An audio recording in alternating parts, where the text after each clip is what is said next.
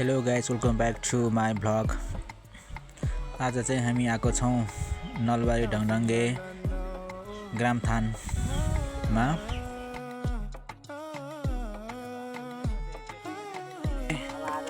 यही ठाउँमा लाग्छ मेला। थाहा हो यहाँतिर दबाई हाल्नु पर्ने अरे झार मार्नको लागि। 19 गते चाहिँ मेला लाग्ने ठाउँ हाम्रो ग्रामथान हिमालहरूको महान पर्व जात्रा मेला राख्ने ठाउँ। 19 गते तपाईँहरू पनि आइदिनु पर्यो, भेला होइदिनु पर्यो, रमाइलो गरिदिनु पर्यो। यता हाम्रो बोइ हुनुहुन्छ। अनि बोइ हामी ठिक छौँ होइन? कहिले आउनुभयो? अहिले भर्खर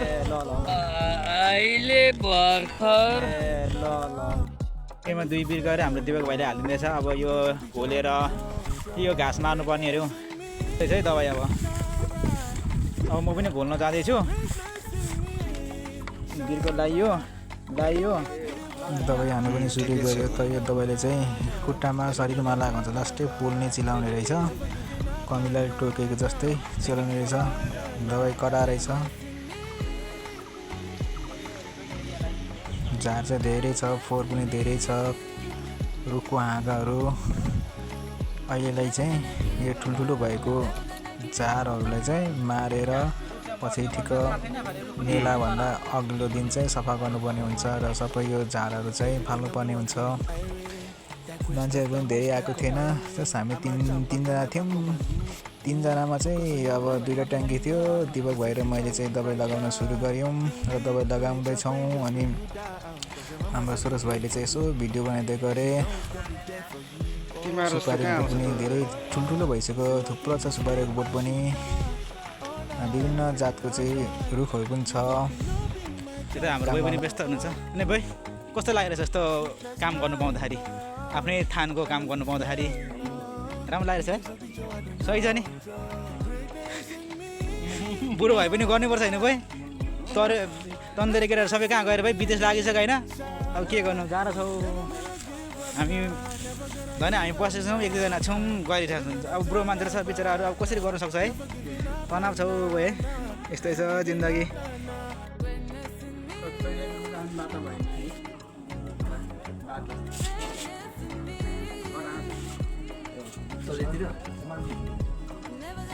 उता अब हाम्रो 2टा बोइको काम अब आज हाम्रो बोइहरू पनि त्यता भइसकेको छ। बोइ त्यता भइसकेको छ। ए ट्राई गर्नुभएको? अनि बोइ मजा गर्नु ढाड यस्तो कुम दुख्छ कि दुख्दैन? सुरुवात होइन? सुरुवात अब यस्तै छ। यो चाहिँ हाम्रो ग्रामथानको अब सरसफाइ। यहाँ हाम्रो माइला बोइले चाहिँ अब जाँदै हुन्छ गर्नलाई। यस्तो चाहिँ हाम्रो ग्रामथान। यता पूजा गर्ने ठाउँ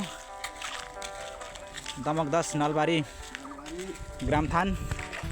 यहीदेखि अब 19 गतेदेखि चाहिँ हाम्रो मेला 1 दिने लाग्छ अनि सकिन्छ।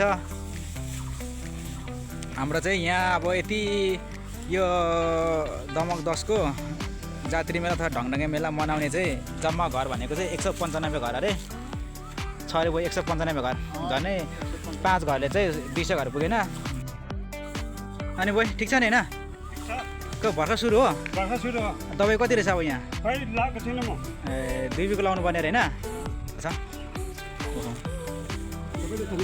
दबाई खोइ पुग्दैन त होला दबाई? ए दबाई नपुग्ने चाहिँ 1 बिर्को नपुग्ने रहेछ दबाई।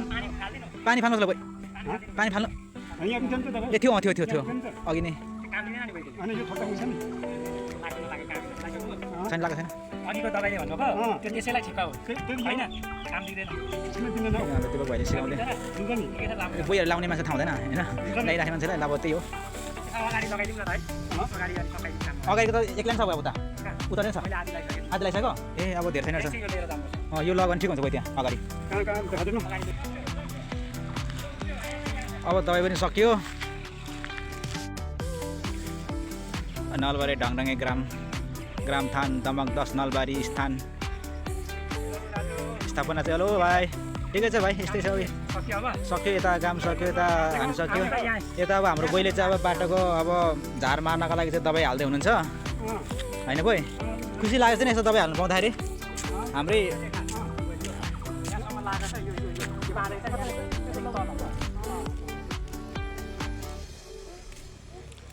गाइजहरू पनि सबैलाई स्वागत छ है अब आउन लागेको जेठ 19 गतेको ढङढङ्गे मेलामा आइदिनु होला रमाइलो गरी मनाइदिनु होला होइन बोइ हो नि होइन मनाउनु पऱ्यो नि